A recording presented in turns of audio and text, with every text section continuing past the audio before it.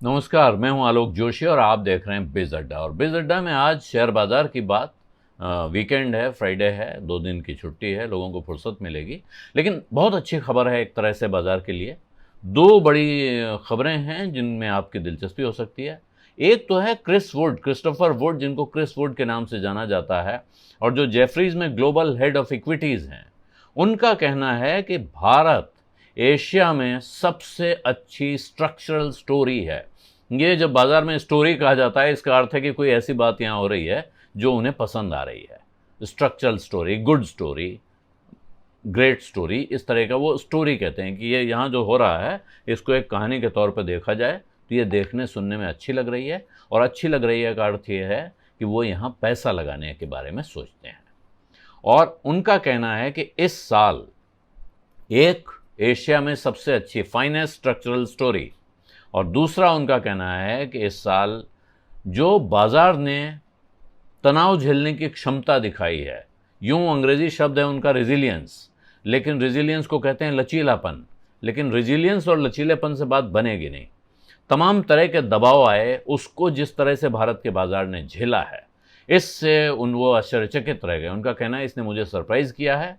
और सच बात यह है कि दुनिया भर से आने वाले तमाम मंदी के संकेतों के बीच इस साल भारत के बाजार ने जिस तरह से काम किया है, उसने सबको हैरान कर दिया है, सबको आश्चर्यचकित करके रखा है।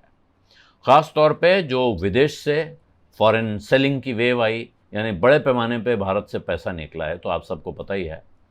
उसके अलावा कहा गया कि वैल्यूएशन बहुत ऊंचे हैं, ये शेयर बहुत महंगे हैं, इनको सस्ता होना चाहिए। और उसके साथ अमेरिका में भी और भारत में भी मॉनेटरी टाइटनिंग शुरू हुई, यानी केंद्रीय बैंकों ने, भारत के रिजर्व बैंक ने और अमेरिका के फेड रिजर्व ने बाजार से पैसा खींचने के लिए उपक्रम शुरू किया। तो ये बड़ी बात उन्होंने एक नोट लिखा है, उसमें कहा है। और इसके साथ वो कहते हैं कि अब इस इलाके में भारत सबसे अच्छी इकोनॉमी है। और इसका मतलब ये हुआ कि जब उन्हें पैसा लगाना है तो अपने पैसा लगाने के हिसाब से वो भारत को एक आइडियल डेस्टिनेशन के तौर पे देख रहे हैं।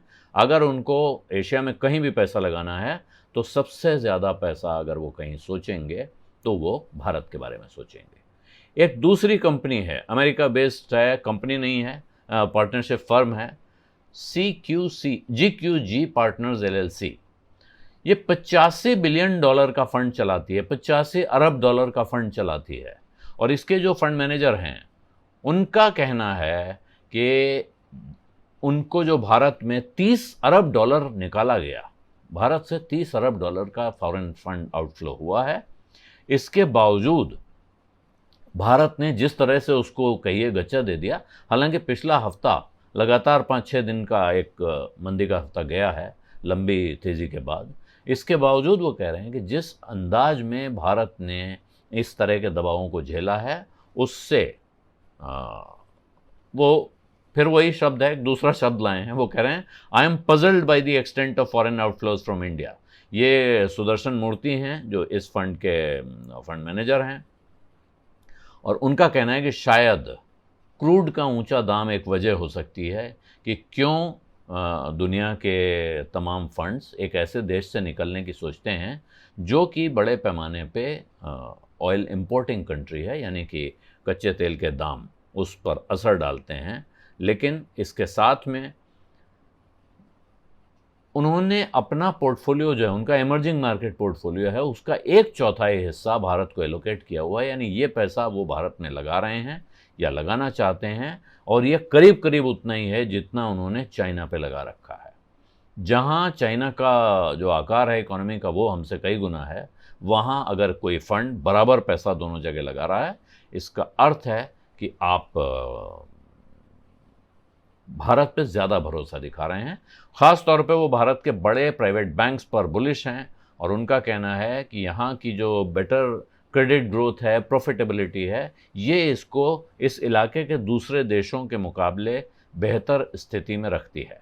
तो ये दो खबरें आ रही हैं दोनों जगह से, जिनको देख के आप कह सकते हैं कि शेयर बाज़ार के लिए अब जो बाकी दुनिया से चिंता थी कि विदेशी फंड क्या करेंगे, तो विदेशी फंड एक के बाद एक इस तरह की रिपोर्ट्स ला रहे हैं कि ये है भाई जगह जहाँ पैसा लगाना है।